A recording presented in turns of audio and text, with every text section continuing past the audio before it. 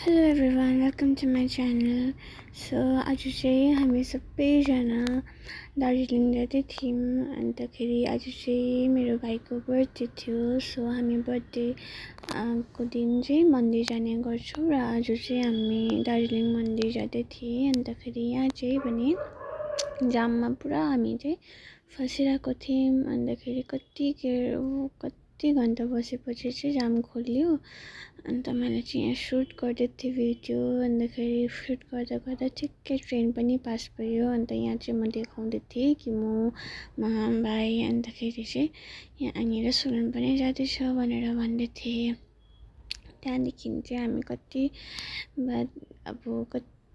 Time ट्राफिकमा weight गरेर चाहिँ हामी मन्दिर पुग्यौँ।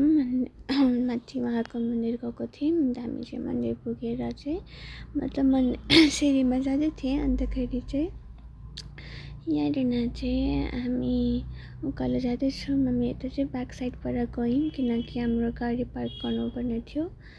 अन्त यहाँनिर चाहिँ यस्तो मौसम पनि राम्रो नै थियो यतानिर है।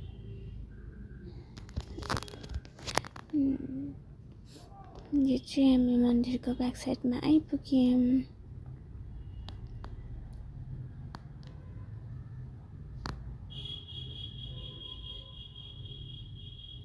यहाँ भने चाहिँ छ हाम्रो जुन चाहिँ मेन दर्शन गर्नुपर्ने मन्दिर।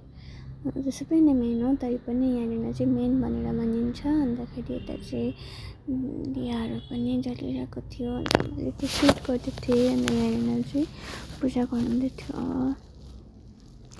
आज चाहिँ त्यस्तो भिड थिएन धन्दा। अन्त राम्ररी नै हामीले दर्शन गर्न पायौँ र त्यसबाट चाहिँ त्यहाँबाट हामी फर्क्यौँ।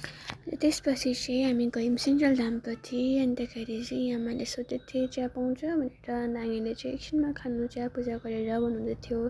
र सुनले चाहिँ यहाँ हामीलाई सुजहरू चाहिँ यहाँ राख्नुपर्छ है भनेर देखाउनुहुँदै थियो होइन। अन्तखेरि चाहिँ हामी त्यहाँ राख्यौँ र हामी भित्र पस्यौँ। अन्तखेरि चाहिँ दर्शन गर्नु भित्र पस्यौँ। आज चाहिँ खाली नै थियो सन्डे भएको कारणले गर्दा। अन्त यता पनि हामीले राम्ररी नै दर्शन गर्नु पायौँ। र यहाँनिर चाहिँ दर्शन गर्दै थियौँ हामीले। त्यस पछाडि चाहिँ हामी गयौँ टाइगर हिलपट्टि। अन्तखेरि चाहिँ आज वेदर राम्रो भएको कारणले गर्दा चाहिँ हिमालयजहरू पनि राम्ररी देख्दै थियो। अन्त हामीले चाहिँ ब्रेकफास्ट लिएर गएको थियौँ किनभने आज चाहिँ हामी बाहिरको खाना नखाने भनेको थियौँ। अन्त बाहिर चाहिँ लटपट हुन्छ भनेर मासु मांसको। अन्त यहाँ हामीले सानो मिनी पिकनिक जस्तो पनि भयो र त्यसको बादमा चाहिँ हामी फेरि फर्क्यौँ। So thanks for watching, bye by.